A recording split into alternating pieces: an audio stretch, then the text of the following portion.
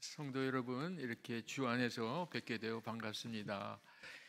저는 이렇게 다른 데 가서 설교를 하거나 이렇게 강의할 때 그렇게 환영을 잘 안 받아요. 가면 날마다 죽음 얘기만 하니까. 그런데 이렇게 아주 환영을 많이 해주셔서 감사합니다. 제가 창조교회 사랑의 빛을 많이 졌습니다. 그래서 여러 번 여기 이제 왔는데 오늘 또 불러주셔서 감사드립니다. 오늘 제가 드릴 말씀의 제목, 멈추지 않는 사랑이라는 제목으로 잠깐 말씀을 나누겠습니다. 하나님의 사랑은 멈추지 않는다는 거예요. 우리가 살아가는 마지막 순간까지도, 마지막 떠나는 그 순간까지도 멈추지 않고 그 이후에도 계속 하나님의 사랑은 이어진다 하는 핵심이 바로 그겁니다. 그래서 이 멈추지 않는 사랑을 우리 또 샘물 호스피스에서 마지막 임종을 앞에 두고 있는 분들에게도 그 사랑이 계속 전달되게 하고, 또 이렇게 호스피스 부서에서 때맞춰 오시고 한솔이 버스킹 팀들이 오셔서 나눠주시는 은혜가 많이 크게입니다. 자, 제가 이걸 누르면 되죠. 말씀은 오늘 읽었고요. 저는 원래 약학을 한 사람인데 하나님께서 약학을 하는 저를 또 이게 신학을 하게 해서 목사가 되게 했어요. 그래서 그리고 죽음 앞에 있는 사람들을 계속 섬기도록 하는 사명을 주셔서 지금까지 감당해 오고 있습니다. 제가 샘물 호스피스의 활동 분야가 세 가지로 나눌 수 있습니다. 임종이 가까우신 호스피스 대상자들을 섬기는 호스피스 활동, 그 다음에 자연장지 활동은 떠나고 나시면 나머지 이제 흙으로 자연스럽게 돌아가고 거기에 표시를 안 하는 장례 문화, 거기에 안 계시니까 빈무덤 신앙으로 우리는 천국에서 만날 소망으로 흙으로 돌려보내는 자연장지 문화, 이것이 하나 또 세워졌고요. 사랑의 나눔터는 우리 맨 처음에 우리나라에 제도가 없을 때는 저희가 전부 다 무료로 섬겼어요. 그래서 기금을 계속 마련하고 바자회, 상설 바자회 같은 걸 계속 해갖고 왔는데 이제 그 일이 계속 아직까지 지속되고 있습니다. 그래서 세 가지 활동을 지금 하고 있고요. 그동안 저희 샘물 호스피스를 다녀가신 분들이 15,000여 명이 넘고 그 중에 세례 받으신 분도 4,000명이 넘는 그런 많은 헌금오장 같은 그런 사역을 지금 하고 있고요. 우리나라뿐만 아니라 저희가 죽음이 있는 곳에는 어디든지 복음을 가지고 샘물 호스피스 사역이 좀 가서 섬겨야겠다 해서 지금 네팔에도 이렇게 세워서 잘 운영되고 있고요. 또 캄보디아에도 또 섬기는데 저희가 후원을 하고, 그리고 독일 파독 광부 간호사 이런 분들도 지금 파송해서 섬기고 있습니다. 저희 샘물 호스피스의 정경입니다. 한 번도 안 와보신 분들에게 도움이 되라고 이렇게 사진을 좀 가져왔는데요. 호스피스라는 단어가 원래 호텔이라는 단어라고 생각하면 됩니다. 인생의 마지막 호텔 프로그램이 운영되는 곳이에요. 그래서 여기서 한 1시간 정도의 거리 좀 떨어져 있는데 와서 딱 환우님이나 가족들이 오실 때 아내를 마지막 떠난다니까 어디로 갔다? 이렇게 버리나 하고 이렇게 생각하면서 오셨는데 와보니까 유럽에 온 리조트 같으네 하고 첫인상이 이렇게 환하게 돼 있습니다. 그리고 들어오면은 더 따뜻함이 있습니다. 그래서 이런 모습, 또 기금 마련을 하는 곳, 자연장지를 만들어놔서 그 병원 뒤쪽에, 호스피스 병원 뒤쪽에 이렇게 자연장지를 할 수 있도록 3,000평을 또 마련했습니다. 그래서 병원 안에 장지가 있는 데는 세계에서 하나밖에 없습니다. 왜냐하면 병원은 치료를 자꾸만 하려고 하지 죽음을 생각하지 않게 하는데 저희는 오면서부터 죽음을 생각하고 잘 준비하시라 하는 마음으로 이렇게 만들어서 합니다. 오늘 제목은 그래서 멈추지 않는 사랑은 죽음 앞에서도 멈추지 않고 죽음 이후에도 멈추지 않는 하나님의 사랑을 좀 나누기 위해서 왔습니다. 우리 하나님의 사랑은 영원한 생명의 은혜를 누리도록 우리를 이끌어 주세요. 이 땅에서의 삶이 전부가 아니고 영원한 나라의 생명으로 우리를 이끌어 주시는 은혜가 있다. 그 다음에 이 땅에서 살아가면서 하나님의 창조 질서에 순종하는 삶을 살아가도록 하나님은 멈추지 않고 있습니다. 그 사랑이. 그래서 창조 질서에 순종한다는 게 바로 뭐냐면 하나님 말씀대로 우리는 살다가 하나님 말씀대로 이 땅을 떠나 천국으로 들어가는 이 모든 과정을 이야기합니다. 자, 그래서 우리 창세기 1장을 혹시 보면은 이런 얘기가 있죠. 빛이 있으라 했더니 빛이 탁 생겼어요. 그랬더니 뭐라고 말씀하냐면 보시기에 좋았더라 하는 그런 말씀이 나옵니다. 그 보시기에 좋았더라 하는 말씀이 바로 순종하니까 보시기에 좋았더라 하는 뜻입니다. 오늘 읽은 말씀에 세 가지 그림이 있습니다. 그림 언어라고 할 수 있는데 농부 하나님, 포도나무 예수님, 가지 우리 불완전한 인간, 이렇게 지금 비유로 예수님께서 설명하십니다. 요한복음 15장 1절에서 5절의 말씀입니다.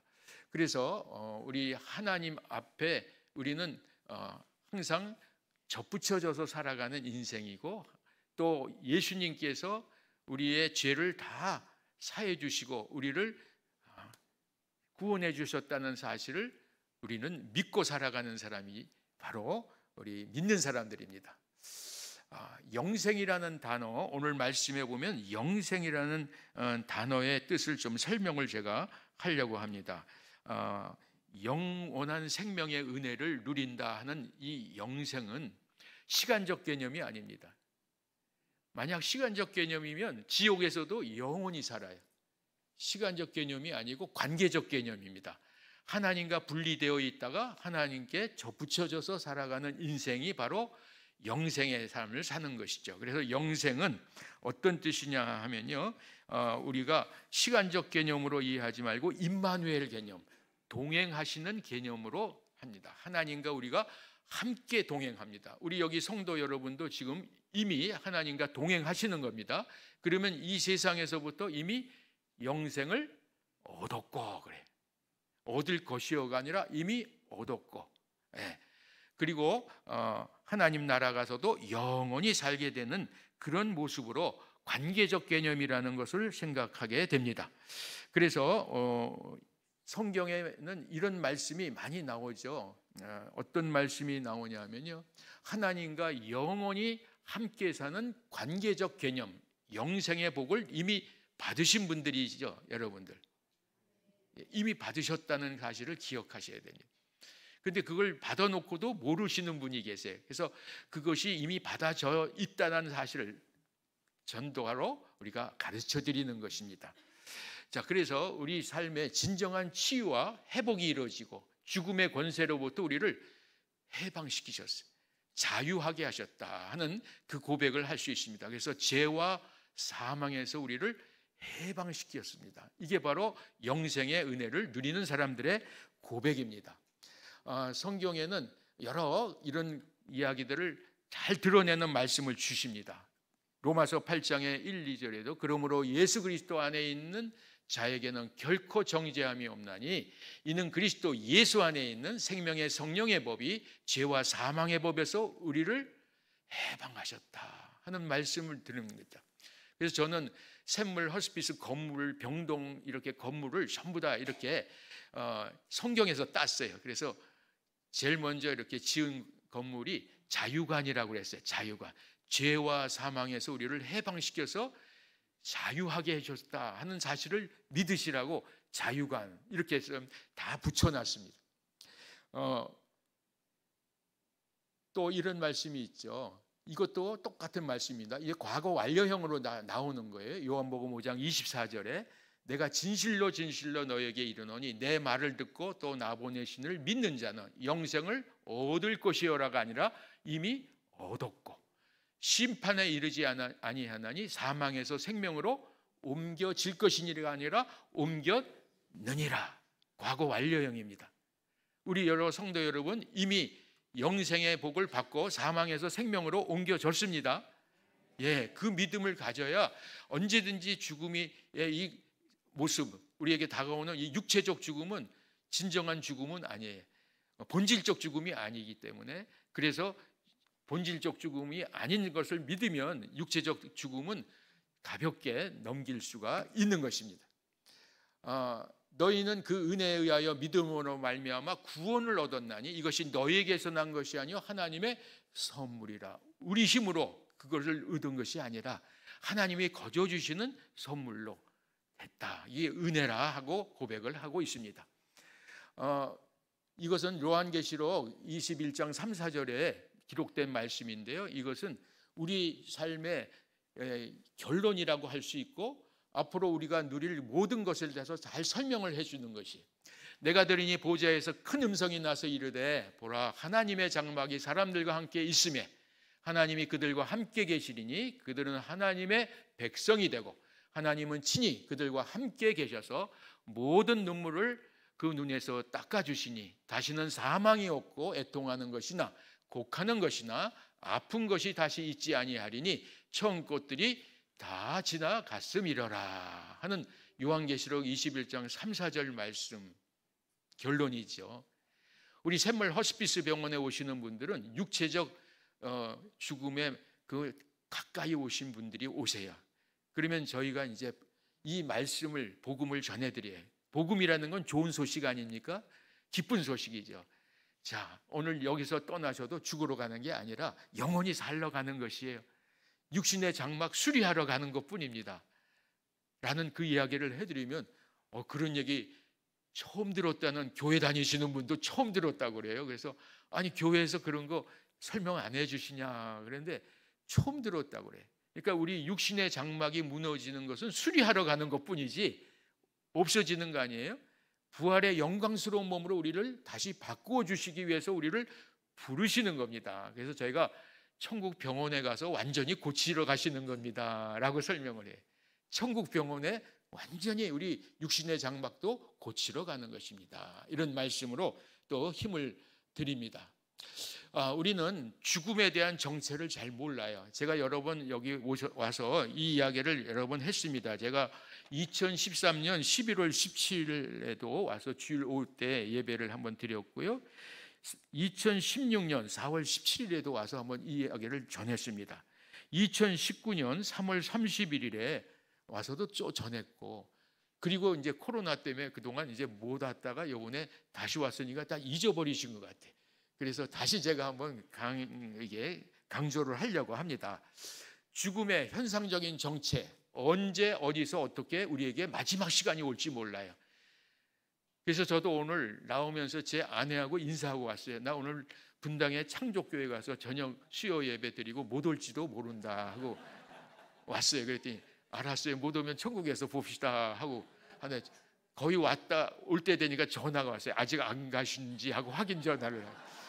그래서 아직 안 가고 지금 거의 도착됐다 이렇게. 자, 죽음은 언제 어디서 어떻게 다가올지 모르니까 제가 유언장도 아예 가지고 다녀요. 이렇게 유언장을 이렇게 해서 딱 이렇게 수첩에다 놓고 다닙니다. 그래서 여기에 제 연락처 어디로 하고 뭐 시신기증, 장기기증 할 것도 좀 다 해주세요. 요번에 CBS에 잘잘법이라는 데 가서도 이걸 제가 설명을 했어요. 이렇게 유언장을 가지고 다니는데 써가지고 요약해가지고 비닐에다 이렇게 놓고 다녀요. 왜냐하면 물에 빠졌을 때 덜 젖으라고.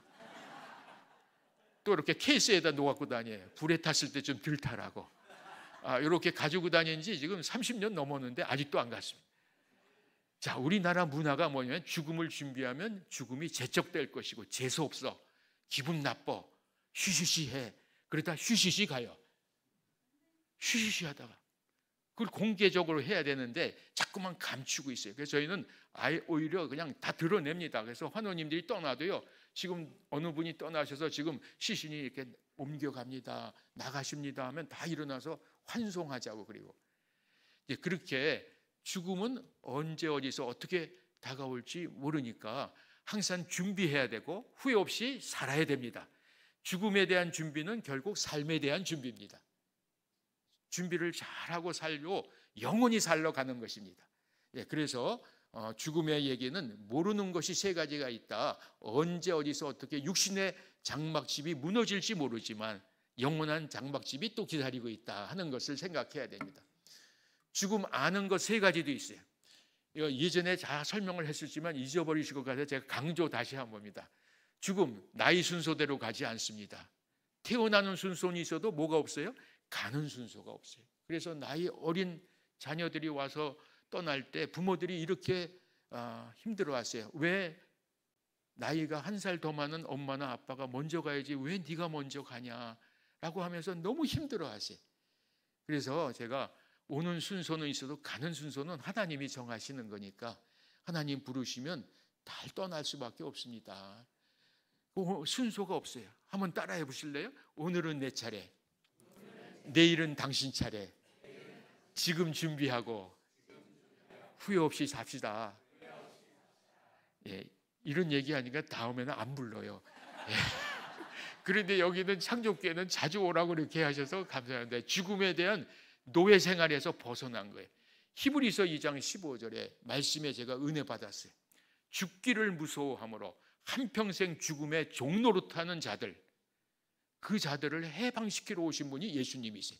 제가 죽기를 무서워해서 도망다녔던 사람이에요.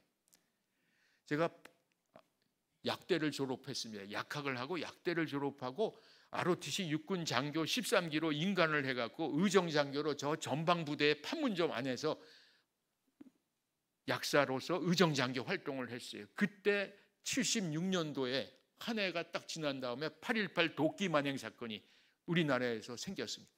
미군을 나무를 자르는데 북한군이 와서 도끼로 그 미군들을 죽였어요. 그때 전쟁의 위험이 있었습니다. 그래서 다들 완전군장하고 비상상태였습니다. 그때 저도 들어오는데 병사들도 들어온 거예요. 이 죽음이 이러다 죽으면 끝이다라는 생각을 하고 막 두려웠을 때 하나님이 만나 주셨어요. 죽기를 무서워하는 인생을 내가 구원하러 왔다 하는 그 말씀이 내게 딱 박혀가지고 그 다음부터 해방감을 느꼈어요. 죽음으로부터 자유해졌습니다. 오늘 여기 계신 성도 여러분도 오늘 하나님 부르셔도 아멘하고 천국으로 옮겨갈 각오돼 있으시죠? 예, 별로 크게는 안 나오네. 예, 오늘 예배당에서도 하나님 부르실 수 있어요. 제가 브라질 상파울루에 가서 호스피스 교육을 했습니다. 거기 교포 교민들을 하고 호스피스 교육을 했는데 호스피스 교육하러 갔는데 그 옆에 다른 한국 교회가 지붕이 무너졌어요. 그 사람들이 죽었어요. 그렇게 예배드리는 과정에서도 죽음은 올 수가 있다. 그래서 제가 어디든지 가면 천장을 좀 봅니다. 오늘 예배드리다가도 하나님 부르셔도 아멘 합니다. 죽음은 언제 어디서 올지 모르고 순서가 없어요. 그래서 우리는 모두 준비해야 되죠. 그래서 우리 애들도 유언장 다 쓰고 어릴 때부터 살아요. 그랬더니 유언장 쓰는 거 이따 제가 좀 설명을 해드리려고 합니다. 그런 유언장 쓰는 것도 어릴 때부터 준비를 잘 해놓으면 아주 당당하게 준비하게 됩니다. 오늘 이런 얘기 하니까 좀 다음에는 안 부르실 것 같은 분위기가 있습니다. 자, 오늘은 내 차례, 내일은 당신 차례. 지금 준비하고 후회 없이 멋있게 삽시다. 그렇게 삶에 대한 이야기입니다. 혼자 가는 길에, 죽음의 길에는 아무도 못 따라가요. 그래서 가시는 분이 그래요. 나 혼자 못 가겠다고 막 그러면 제가 설명을 해드려요. 같이 가실 분 소개해드릴까요? 그러면 그런 분도 계시냐고 그래. 예, 예수님이 손을 꼭 잡고 가십니다. 걱정하지 마세요. 예수님이 손을 꼭 잡고 가세요. 그러면서 제가 찬양을 불러드려요. 주님여 이 손을 꼭 잡고 가소서. 약하고 피곤한 이 몸을 복빙이 감소 해치사 빛으로 손잡고 날 인도하소서. 마지막에도 떠날 때 청각이 살아있어요. 의식이 없어도 청각을 들려요. 그 청각에다가 찬양을 들려드립니다. 우리 샘물 고등학교 학생들이 어저께부터 오늘까지 1박 2일 봉사를 했어요. 그 아이들 다 관속에 들어가고 유언장 쓰고 이런 거 훈련을 잘 했습니다. 그 아이들이 이게 소감문을 써놓고 가는데 여기 와서 죽음이 두렵지 않다는 걸 배워서 너무 감사합니다 하고 그리고 나가더라고요. 혹시 여러분도 제가 어느 날 한번 관 갖고 오라 그러면 여기 갖고 오겠습니다. 예, 여기 들어갔다 한번 나오는 것도 도움이 돼요. 예, 그래서 혼자 가는 길 혼자 보내지 않는 그 사역이 바로 호스피스 사역이에요. 마지막 순간에 예수님 손잡고 가시니까 걱정하지 마세요. 그러면 통증도 더 잘 조절되고요. 두려움이 없으면 편안하게 떠나면서 남아있는 가족들에게도 유언을 합니다. 나 먼저 가서 잘 기다릴 테니까 고생 좀 더 하다 와. 예수님 잘 믿고. 그러면서 다 멋있게 떠나는 이런 모습이 마지막 승리하는 모습이죠. 우리는 죄와 사망에서 해방됐으니까. 우리 머리로만 이해하지 말고 삶으로 고백하는 그런 신앙이 됐으면 좋겠습니다. 빈손으로 갑니다. 태어날 때는 빈손으로 왔죠. 갈 때도 빈손으로 가요. 그런데 태어날 때 아이들은 주먹을 불끈 쥐고 태어난대. 그런데 떠날 때는 손을 핍니다. 왜 주먹을 쥐고 태어나냐면 태어날 때 이 세상의 것을 다 내 손아귀에 쥐어보려고 꽉 쥐고 태어난대. 그런데 울고 태어나요. 으앙하고. 왜 울까요? 욕심껏 안 지어져서 약을 나서 운다.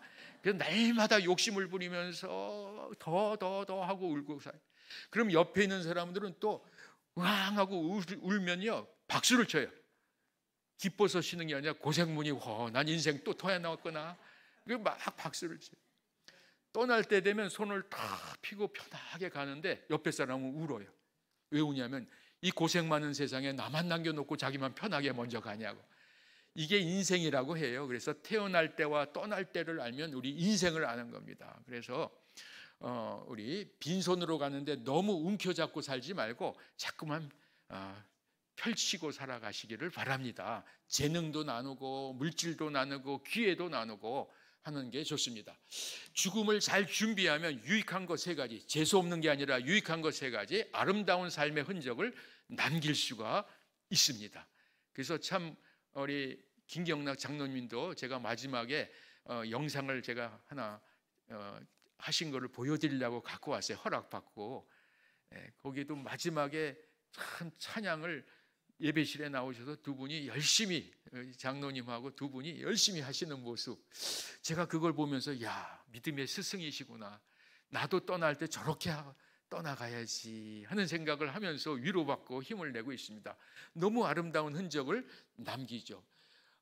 아니면 그런 흔적을 안 남기면 무슨 흔적을 남기냐면요, 이런 흔적을 남겨요.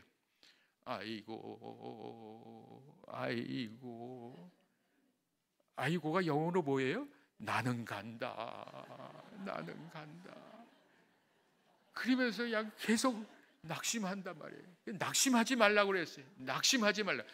얼마나 좋아요. 이제 육신의 장막을 완벽하게 수리하러 가는 날이니까 얼마나 좋겠습니까? 그래서 두려움 없이 죽음을 맞이할 수 있습니다.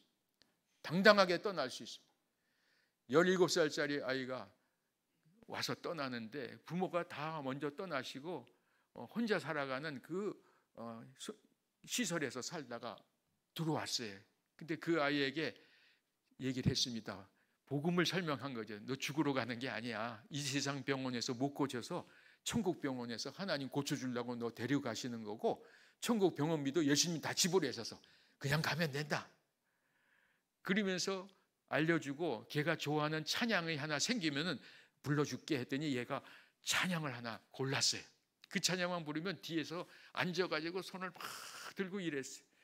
나 무엇과도 주님을 바꾸지 않으리, 다른 어떤 은혜 구하지 않으리, 오직 주님만이 내 삶의 도움이시니 주의 얼굴 보기 원합니다 하면서 주님 사랑해요,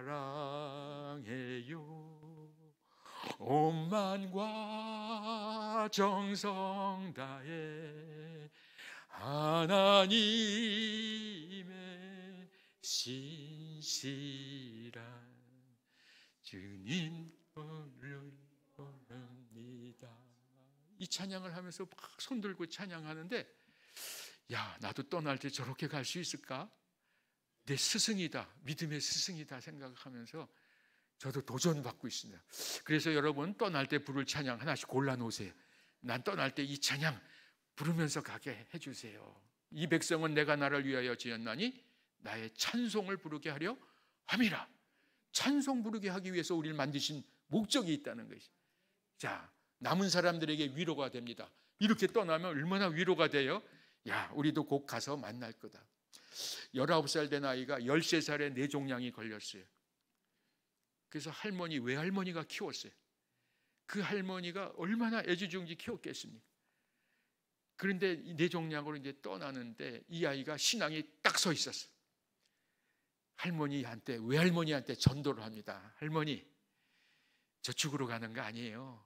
이 세상 병원에서 못 고쳐서 천국 병원 가서 고친대요. 그리고 거기서 할머니 오실 거 기다릴게요. 그러니까 세례 받고 오세요 하고 유언을 했어요. 그리고 떠났어요. 장례 치르고 일주일 후에 외할머니가 오셨어요. 우리 손자 유언대로 나 예수님 믿고 세례 받으러 왔습니다. 우리 손자 만나러 가야지. 그 마지막에도 전도를 하고 갔어요. 오늘 우리 그렇게 당당하게 떠나야 되지 않겠습니까? 나 죽으러 가는 거 아니에요. 이 세상에서 망가진 몸 수리하러 가는 것 뿐이에요. 처음 들어보시는 거지. 쳐다보세요. 자, 우리 죽음, 인생에 대해서 이거 보여드리는 거예요. 우리가 인생을 비행기 여행에다 비유하면요, 비행기가 하늘로 쳐 올라갈 때가 이륙하죠. 안전한 궤도 가면 비행하는 과정이 진행되고 착륙할 때는 내려오죠. 우리 인생 비행기도 마찬가지예요.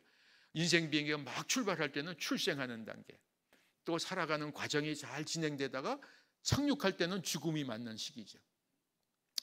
그래서 우리는 교회는 모든 과정에 있는 여정에 있는 분들을 다 복음으로 섬겨야 돼요. 그래서 웰빙, 웰에이징, 웰다잉 프로그램이 교회 안에 다 있어야 됩니다. 그래서 건강하게 살아가는 사람에게도 복음이 잘 전해지게 하고, 노년의 시간을 보내는 분들에게도, 노년의 시간이 지금 길어졌어요. 20, 30년이 노년의 시간을 지금 살아가야 될 때 그분들도 잘 도와줘야 돼요. 마지막 떠나시는 분들도 웰다잉 프로그램 호스피스를 통해서 잘 섬겨야 되죠. 그래서 요람 이전서부터 무덤 이후까지를 교회가 복음으로 다 책임져야 되는 겁니다. 그래서 창조교회에 오면 인생의 모든 것이 다 해결돼, 그런 소문이 계속 나면 계속 모이지 않겠습니까? 별로 아멘이 안 나오시네. 웰빙만 하고 웰다잉은 안 하고 웰에이징은 그냥 흉내만 좀 내고, 그러게 아니라 모든 여정에 있는 분들을 교회가 복음으로 책임져야 되는 거예요. 아멘이시죠? 그렇게 하는 창조교회가 돼서 감사합니다. 자, 우리 그다음에 우리는 전인적 존재라는 거 꼭 기억하세요. 동물하고 달라요. 동물은 영이 없습니다. 우리는 영이 있습니다.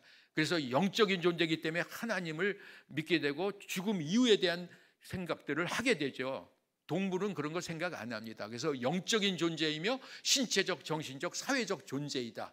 전인적 존재이기 때문에 이 모든 부분을 우리가 해결해야 되는데, 특별히 우리 환자분들은요, 마지막 영적으로 우리가 아침 저녁 예배드리고 24시간 목사님들이 대기하면서 세례를 드리고 복음을 전하고 그렇게 살고 있습니다. 그래서 영적 케어를 잘 해야 되고요.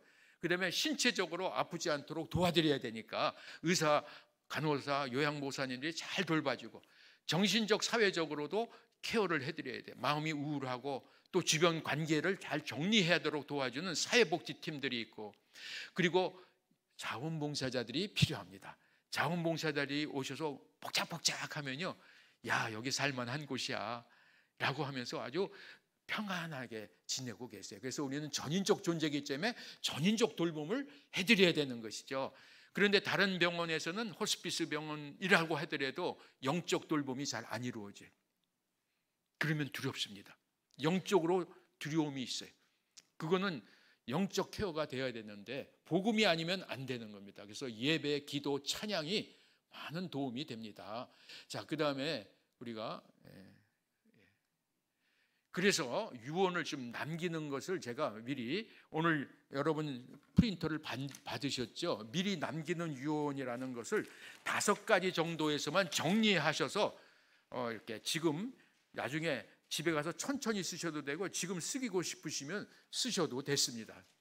자, 유언에 남기는 방법은 5가지가 있어요. 말로 하는 법, 글로 쓰는 것, 녹음하는 것, 또 비밀로 유언을 해가지고 딱 봉해가지고 법원에 가서 도장을 받아 놓으면 법원에서만 공개되어야 효력이 있고, 공중 변호사 도움을 받을 수 있어요. 그러면 돈을 조금 내야 돼. 한 30만 원 내면 쫙 정리를 해줘요. 그래서 우리 환우님들도 변호사 좀 불러주세요 하면 변호사가 와서 다 정리해주고, 이런 5가지 방법이 있는데, 저는 평상시에 우리 예수님은 어떻게 유언을 하셨을까요? 말로 하셨어요. 구술로 계속 얘기를 하신 걸 우리 제자들이 받아 썼어요. 다 써서 성경을 만들어냈잖아요. 그렇죠? 그게 성경책이 바로 예수님의 유언장이다, 이렇게 생각하시면 돼요. 날마다 유언장 가지고 공부하잖아요. 예수님이 뭐라고 하시는가. 자, 그래서 이런 5가지 방법 중에서 이제 들어갈 내용 5가지만 정리하면 된다는 거 여기 지금 나와 있죠. 신앙과의 관계를 정리해야 돼. 하나님과의 관계, 신앙이 중요하잖아요. 그래서 하나님 좋아하는 하나님 말씀 여러분 있으세요? 그거 딱 적어 놓으세요. 좋아하는 찬양 적어 놓으시고, 그리고 신앙 고백을 하나 쓰세요. 나는 하나님을 나의 아버지로 모시고 창조교회에서 신앙생활 잘하고 마치고 천국으로 갑니다. 전 아름다운 신앙의 유산 아니겠습니까? 그러면 자자손손 기억을 할 것입니다. 그래서 하나님, 신앙과의 관계를 정리하시고, 어떤 분들은 목사님, 장로님도 이렇게 오시고 권사님도 오시는데 좋아하시는 찬양이 있으셨어요? 말씀이 있으셨어요? 하고면 별로 없다고 탁 내놓지를 못하세요. 우리 김경락 장로님 같은 경우는 탁 내놓으시더라고요. 그래서 그 찬양을 계속 부르면서 같이 은혜를 나눴습니다. 사람과의 관계 정리, 그 다음에 또 중요합니다. 사람을 두고 가잖아요. 그 사람과의 관계를 정리할 때 가장 힘들 사람, 내가 떠나면 제일 힘들 사람이 누굴까 한번 생각해 보세요. 남편이 떠날 때 누가 제일 힘들까요? 부인들이 별로 힘들어 하지 않아요. 고생끝 행복 시작인 것 같은 얼굴로 대답이 없어요. 그런데 아내가 떠나면 누가 제일 힘들어 하냐면 남편이 힘들어요. 그래서 남편이 혼자 남으면 밥도 굶어요. 그래서 가끔 밥 샘물로 와서 잡수시러 오라고 그러기도 하고 그래요. 그래서 우리 가장 힘들 사람에게 메시지 남기세요. 밥을 하기 힘들고 굶게 되면 샘물에 가서 봉사하고 거기서 밥 잡수세요. 샘물에 가서 오래간만에 밥 실컷 잡수고 오세요. 뭐 이런 것도 좋지 않습니까? 우리는 자원봉사자들에게 식사를 다 무료로 드립니다. 무료로 우리 창조교회가 후원해 주시는 것으로 계속 이렇게 또 나누고 있습니다. 사람과의 관계에서 제일 힘들 사람에게 말을 남겨야 돼요. 봉사자 교육을 받고 아내하고 남편이 운전을 하고 가다가 교통사고가 나서 아내는 중환자실에 들어갔고 남편은 조금 다쳤어요. 그런데 이제 마지막 이게 회복이 안 되는 정도의 상황이 됐어요. 그래서 어떻게 이 상황에서 계속 중환자실에서 치료를 할 거냐 안 할 거냐를 생각하다가 아내가 교육받고 유언장을 써냈다는 것을 들어서 기억을 했어요. 그래서 그걸 좀 찾아달라고 찾아오신 거예요. 근데 그때 마침 보관하고 있어서 찾아서 어디 드렸더니 거기에 내가 더 이상 소생할 가능성이 없으면 적극적 치료하지 말고 그냥 자연스럽게 마무리하도록 도와주세요 하고 써놨어요. 그걸 딱 보는 순간에 죄책감이 없어지고 아내가 원하는 대로 하는 것이 좋겠다 해갖고 그 중환자실에서 산소호흡기, 의미 없는 산소호흡기를 띄웠어요. 그리고 마무리를 하셨습니다. 이렇게 사람과의 관계에서 가장 힘들 사람들에게도 메시지를 남기고 가면 그 남편도 그런 걸 기억하고 또 좋은 추억이 되죠. 그 다음에 속썩였던 사람들에게도 말을 남기세요. 내가 당신 때문에 힘들었는데 앞으로 그렇게 살지 마세요 하면 무서워서 들어요. 그렇게 속삭여가지고 내가 힘들었어요. 그런데 용서하고 갑니까? 하나님 잘 믿고 앞으로는 그렇게 살지 마세요. 그러면 제자리로 돌아옵니다. 소유물과의 관계도 정리해야 돼. 우리가 떠나면 우리가 갖고 있던 소유물은 다 두고 갑니다. 누가 정리해야 돼요. 근데 소유물을 정리하지 못해서 저희한테 연락하는 사람이 있어요. 할머니가 전화를 하셨어요. 우리 할아버지가 샘물에서 떠나셨는데 목사님 저희 집에 좀 와주세요. 그래서 왜요? 그랬더니 하여간 와줘 보세요 해서 갔어요. 잘 안 가네요. 우리 환원인들 가족들 그 집에는 저희가 가지를 않는데 특별히 연락을 하신 거예요. 갔더니 할아버지가 쓰던 물건이 잔뜩 있는데 아이들 보고 너희들이 좀 가서 정리해라. 쓸 거 쓰고 못 쓸 건 정리해줘. 할아버지 거 난 못 정리한다. 내 남편 거.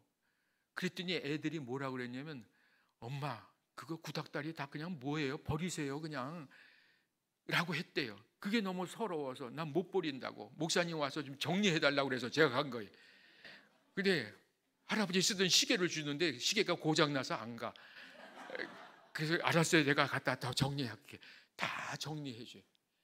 이 정리하는 것이 그렇게 힘들어요. 그래서 여러분 이렇게 살아있을 때 너무 많은 거 가지고 살지 마세요. 그거 가지고 살면 나중에 정리하는 게 힘들어요. 저희 어머니가 갑자기 삼성의료원에 입원을 하실 수밖에 없어서 입원을 딱 시켜놓고 집에 와서 물건 가지러 오는 사이에 돌아가셨어요. 어머니께서 삼성의료원 큰 집 근처의 병원이라 글로 들어갔는데 집에서 부족한 게 있어서 가지러 간 사이에 돌아가신 거예요. 그리고 장례를 치르고 들어왔어요. 집에 와 보니까 어머니 혼자 사셨는데 짐이 얼마나 많은지 몰라요. 아까워서 애끼고 안 입으셨어요. 여자 오시니까 여자들 보고 좀 가서 정리하고 쓸 거 쓰라고 했더니 아무도 안 가져간대. 구닥다리라고. 야, 그렇게 서럽더라고요. 그래서 제가 다 정리했어요. 그런데 어머니 공책을 이렇게 뒤졌어요. 뭐라고 써놓은 게 있으신가 했더니 누구한테 100만 원 꿔줬다 이렇게 써놨는데 전화번호는 있는데 받았다는 게 없어요. 그래서 제가 전화했어요. 혹시 저희 어머니한테 돈 100만 원 꿔가셨나요? 그랬더니 꿔갔다고. 그런데 갚으려고 전화해도 계속 전화를 안 받으시네요. 그래서 사실은 떠나셔서 장례 치르셨습니다. 그랬더니 아이고 그러시냐고. 그리고 당장 들으셔서 오셔서 돈을 주신 거예요. 100만 원. 만약에 어떤 분은 떠나셨다면 아이고 내가 갚았는데 할머니 안 지우셨나 본데 그래도 할 말 없어요. 자, 이렇게 정리할 것들이 있을 때 정리를 좀 해놓으시면 좋겠죠.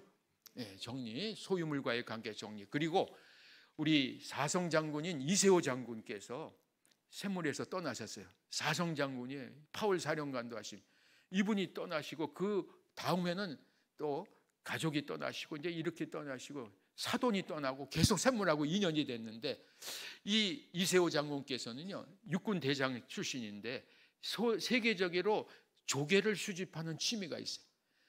조개를 아주 특이한 조개를 많이 갖고 계시는데 유언을 하셨어요. 이 조개는 전부 샘물에 기증해서 많은 사람들 즐기게 해달라. 그래서 지금 다 전시해놨어요. 이세호 장군의 유품입니다. 눈으로 보고 즐거워하세요. 그런 유언을 남기시고 가니까 얼마나 좋습니까?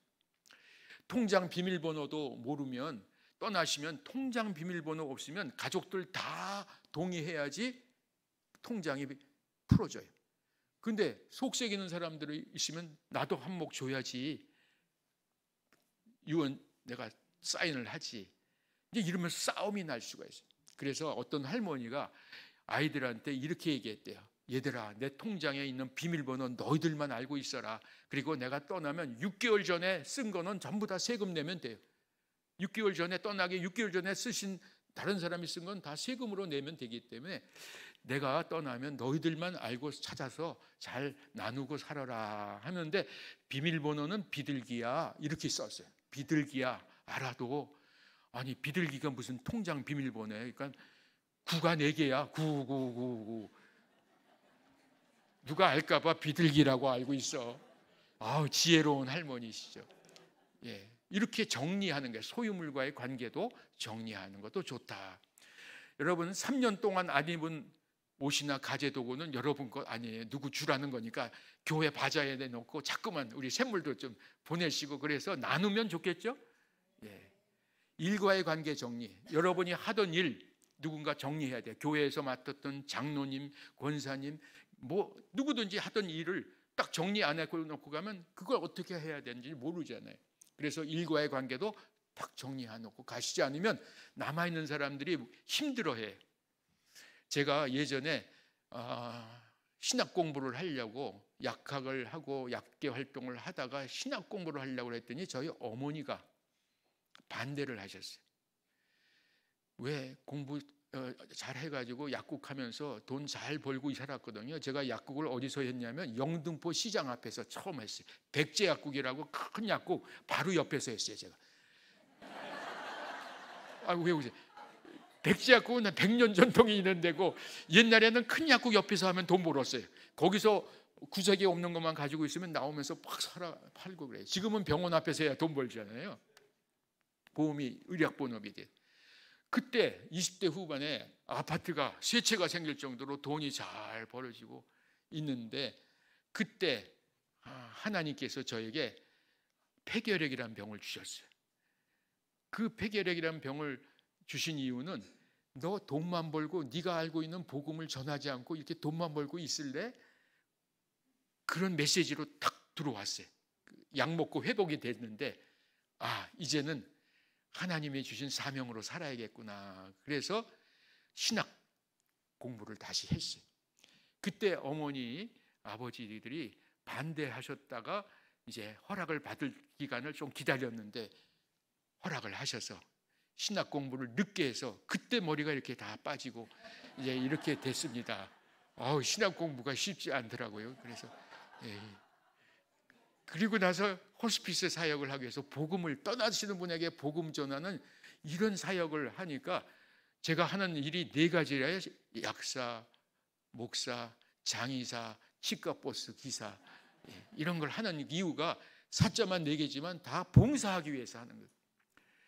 자, 우리 이런 일과의 관계도 잘 정리하고요. 그런데 제가 그 어머니 아버지가 반대할 때 3년 동안 제가 어디 가서 일을 했냐면 의료보험연합회라고 있어요. 지금 그러면 심사평가원이에요. 병원에서 청구하는 거를 이렇게 조사하는데, 그런데 제 밑에 있는 직원이 추석날 자동차를 새로 사서 가족들하고 다 전부 고향에 가는 길에 타고 가다가 기찻길을 넘어가는데 기차가 와서 충돌했어요. 다 가족이 다 떠났어요. 그렇게도 올 수가 있어요. 고향 가는 길에. 내가 윗사람이었기 때문에, 제가 팀장이었기 때문에 그분의 것을 다 정리를 해줘야 돼요. 그게 쉽지 않더라고요. 정리가 안 돼 있으면 그 정리하는 게 쉽지가 않더라고요. 그래서 제가 꼭 기억하기를, 제가 샘물 호스피스 사역을 하다가 훌쩍 떠나면은 다음 사람이 이걸 잘 하도록 계속 매뉴얼을 만들고 적어주고 이렇게 하라고 다 남기고 있어요. 계속. 그게 인수인계죠. 예수님도 떠나시면서 우리에게 인수인계를 하셨던 것 같이 그렇게 해야 된다 하는 것입니다. 여러분이 하시는 일 잘 정리해 놓으세요. 그러면 누군가가 떠나도 어렵지 않도록 해줘야겠다. 마지막, 자신과의 관계 정리. 이게 중요합니다. 자신과의 관계 정리에서 의학적으로 더 이상 소생할 가능성이 없을 땐 어떻게 해주세요라고 기록 안 해놓으면 자연스럽게 중환자실로 들어갑니다.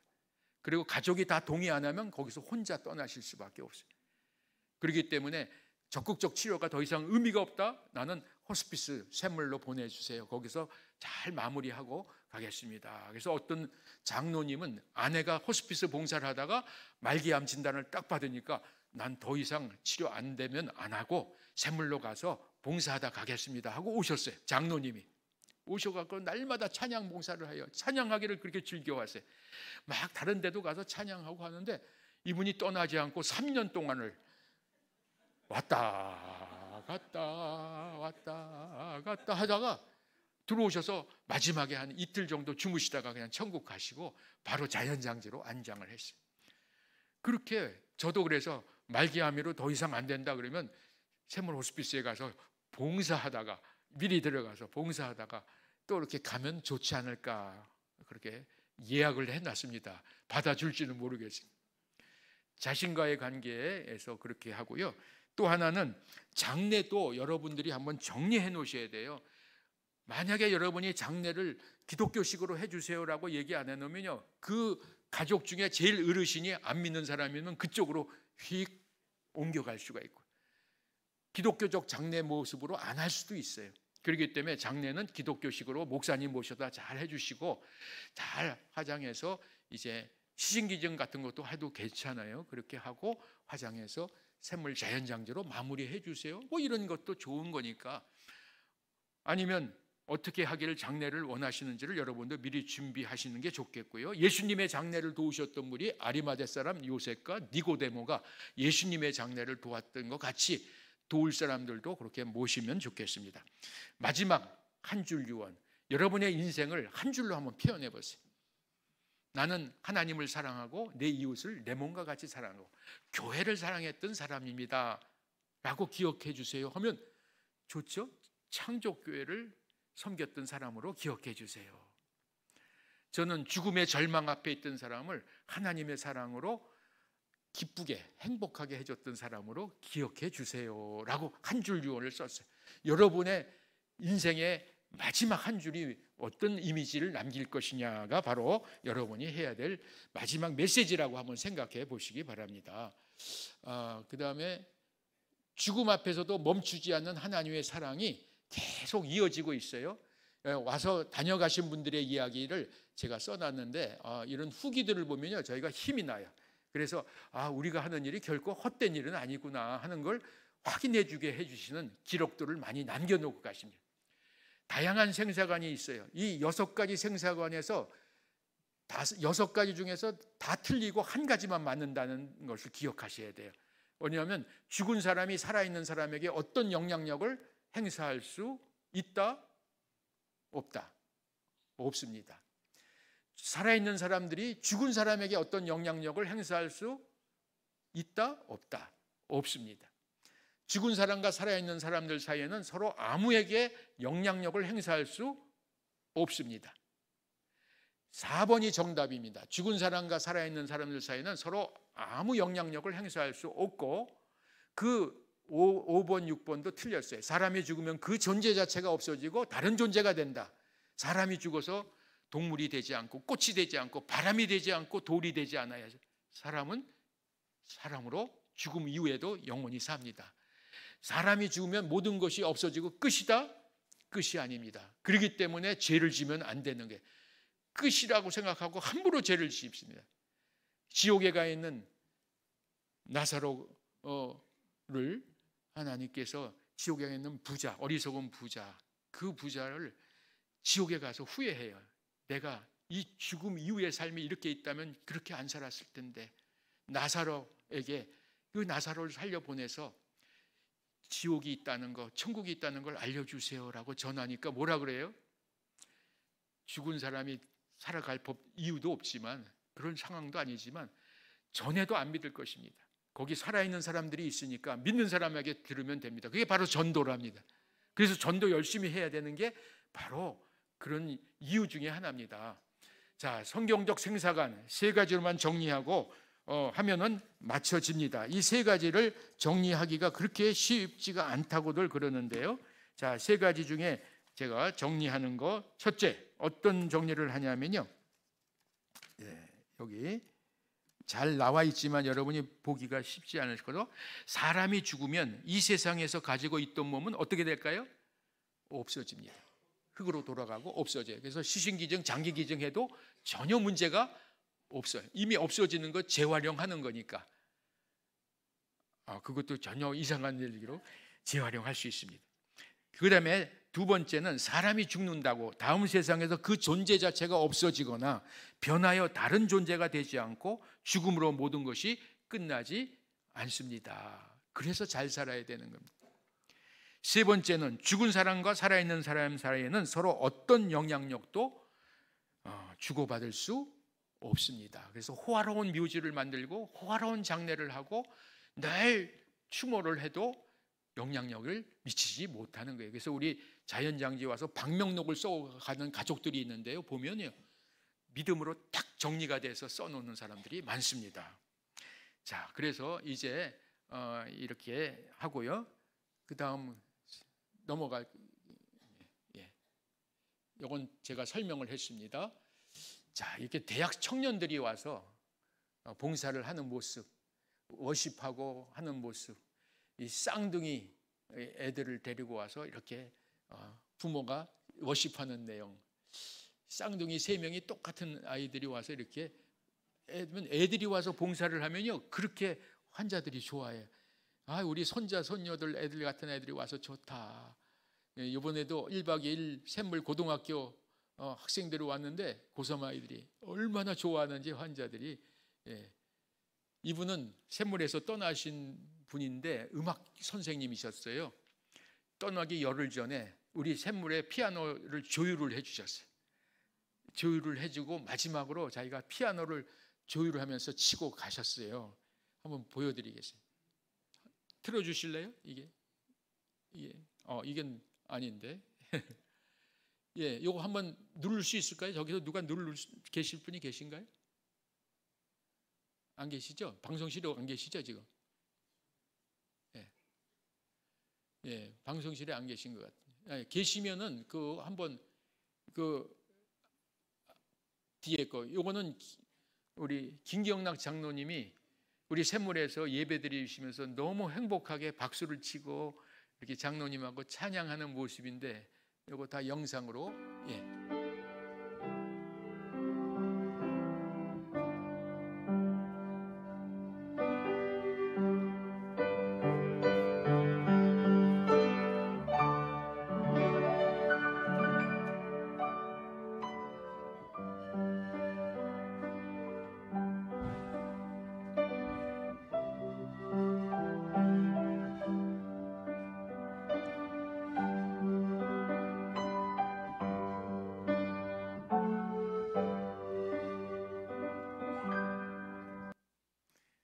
가족이 유가족 모임에 오셔서 저 모습을 보고 그렇게 행복해 하시더라고요. 그래서 남은 가족에게도 슬픔을 이렇게 가라앉게 해주는 메시지를 남기고 가셨어요. 그 다음 슬라이드로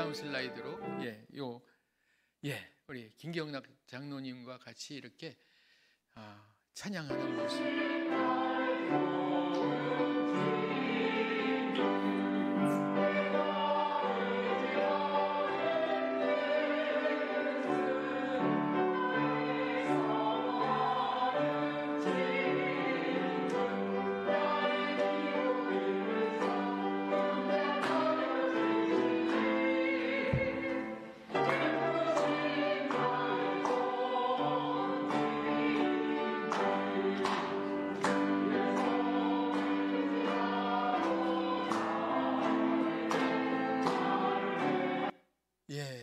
아름다운 모습이잖아요. 저런 흔적을 남기셨으니까 소망이 있습니다. 우리 남은 가족들에게도. 그 다음 슬라이드로 넘겨주실래요? 이 길로 넘어가지가 않는 거. 요거는 창조교회에서 우리 샘물의 평화관에 나눔 열매, 나눔 이실에 이렇게 창조교회에서 기증을 해줬어요. 그래서 건물 짓는데 큰 도움을 주셔서 제가 사랑의 빚을 많이 지었습니다. 그 다음 슬라이드 한번 보면요, 요거는 이제 김경락 장로님과 이렇게 같이 또 이렇게 병실을 하나 또 기증해 주셔서 이렇게 흔적이 남겨 있습니다. 마지막 이제 다음 슬라이드 이제 한번 제가 읽어보겠습니다. 샘물 호스피스 병원은 천국에서 영원히 살기 위해 오시는 인생의 마지막 병원입니다라고 기록을 하고 있고요. 제가 마지막으로 이제 나눔 3가지를 여러분이 정리하시면 돼요. 죽음을 준비해야 될 이유에 대해서 한번 여러분 각자 생각해 보시고, 유언을 미리 남길 때 얻는 유익에 대해서도 한번 생각해 보시고, 여러분의 한 줄 유언을 한번 만들어 보세요. 바른 성경적 관점에서 생사관을 3가지 측면에서 정리해 보세요. 그러면 여러분 죽음이 두렵지 않고 언제든지 멋있게 살다가 천국으로 옮겨갈 수 있습니다. 기도하겠습니다. 하나님 아버지, 오늘 이렇게 창조교회 성도님들과 함께 하나님이 멈추지 않는 사랑이 이어지고 있다는 사실을 나눌 수 있게 하시니 감사합니다. 죽음 앞에서도 죽음 이후에도 하나님의 사랑은 멈추지 않는 사랑임을 기억하고 오늘도 우리는 힘차게 살아가는 시간들이 되게 하여 주옵소서. 우리 창조교회 섬김을 기쁘게 받으시기를 원하오며 예수님의 이름으로 기도드리옵나이다. 아멘.